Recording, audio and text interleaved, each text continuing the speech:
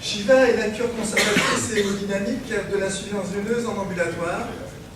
Asval est l'ablation sélective des varices sous anesthésie locale. Shiva et Asval sont toutes deux ambulatoires sous anesthésie locale.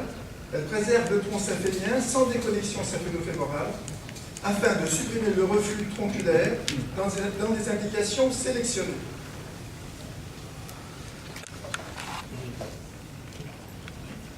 Les critères de déconnexion ou d'ablation des varices sans toucher à la jonction saphéno-fémorale malgré un reflux saphénien sont beaucoup plus précis et exigeants pour Shiva que pour Asval. Shiva sélectionne les shunts 2 et 3 de la classification Shiva, à savoir pas de réentrée tronculaire intermédiaire, ni autre point de fuite,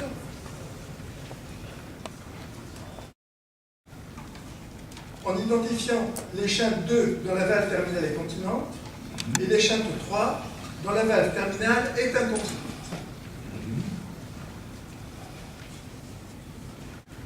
Asval n'identifie pas ces shunts, pas plus que les perforantes tronculaires et les autres points de fuite, ou encore la continence de la valve terminale.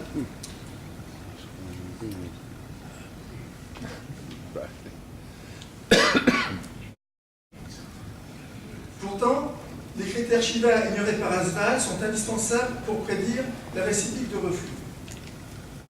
Pour preuve, cette étude de Zamboni actuellement sous presse dans le BJS et qui démontre à 3 ans, après suppression du reflux saphénien par la seule déconnexion des varices, il a noté 82% de récidive, dont 71% par reflux après déconnexion des shunts 3. Et 14% de récidive, dont 3% seulement par reflux après déconnexion des shunts 2.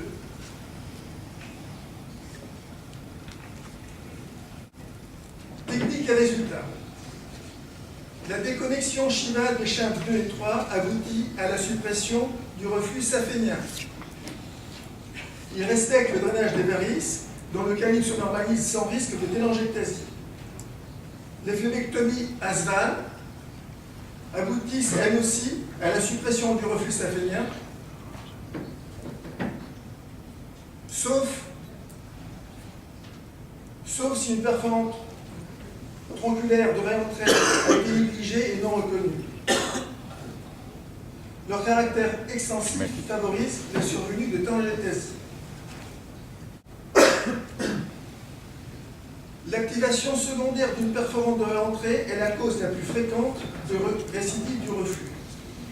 Elle est prévue par la stratégie Shiva en 2 temps des shunts 3. On pratique alors le deuxième temps de la stratégie Shiva 2 par simple déconnexion de la jonction saphéno-fémorale. Le tronc drainant ainsi conservé réduit le risque de récidive et préserve le capital de trontage veineux. Asval supprime ce reflux en détruisant malheureusement le tronc, ce qui augmente le risque de récidive variqueuse et détruit le capital veineux de pontage. Contrairement à Asval, Shiva est applicable dans toutes les configurations de la maladie variqueuse car elle est fondée sur une modélisation globale de l'insuffisance veineuse. Les exigences professionnelles ne sont pas les mêmes pour les 2 méthodes. Shiva demande une expertise hémodynamique et Doppler qui est inutile pour Asval. La supériorité théorique et pratique de Shiva sur les gold standards a été démontrée par des études randomisées et contrôlées. 2 études randomisées et contrôlées à long terme de grade A niveau B, niveau 1B, prouvent la supériorité du traitement des varices par Shiva sur le stripping. Le stripping est-il obsolète? À ce jour, rien ne le prouve. Il est toujours largement pratiqué. D'autres techniques lui sont préférées en raison de leur caractère moins invasif, mais pas pour leur efficacité relative, qui n'a toujours pas été démontrée. À ce jour, seul Shiva a prouvé sa supériorité sur le stripping. Ken Meyer s'est bien souligné que les promoteurs des méthodes endoveineuses ne sauraient rejeter les RCT pour une prétendue obsolescence des techniques, mais ferait bien d'en prendre exemple s'ils veulent défendre scientifiquement leur propre méthode.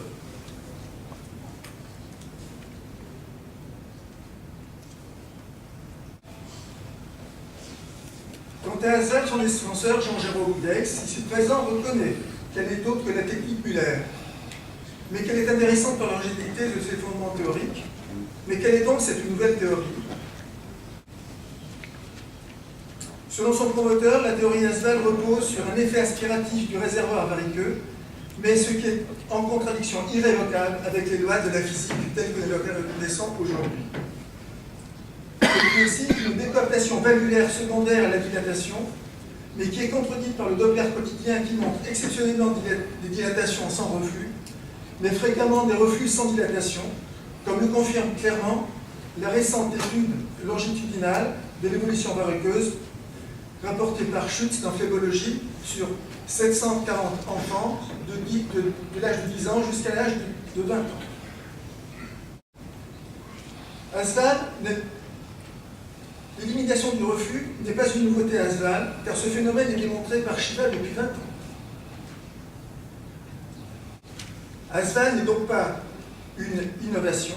Asval n'est rien d'autre que la technique de Robert Müller, vieille de 50 ans, et qui n'obtient son objectif de suppression du reflux que quand, par chance, elle est appliquée aux chambres 2 et 3, décrits par Shiva il y a 20 ans.